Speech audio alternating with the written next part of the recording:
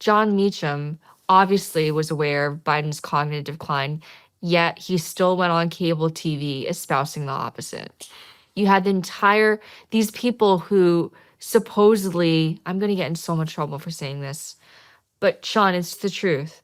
These people who supposedly, they embody the greatest pinnacle of American media and American journalism, all of them, almost without an exception, lied to the American people. Kamala Harris lied to the American people when she vouched for Biden's cognitive fitness, when all of them knew that he wasn't fit.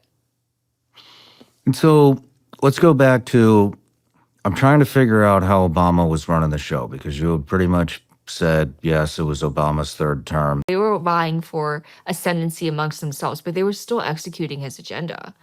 Obama is what continues to be more forceful figure than Biden is.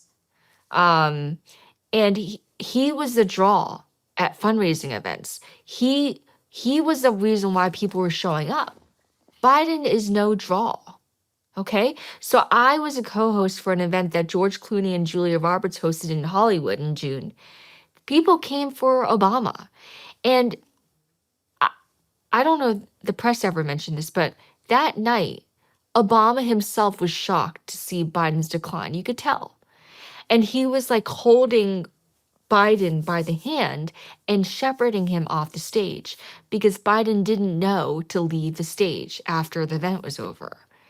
And you could just tell people in the crowd, like, looking at each other saying, like, what's going on? That was the first run. That was the night before, and then what it was like an hour or two before. And by the way, it was his entire family. Exactly. So I predicted that I told people months ago that this would happen, by the way. I went on Times Radio and I said this, and it happened exactly the way I said it would. He would pardon his entire family.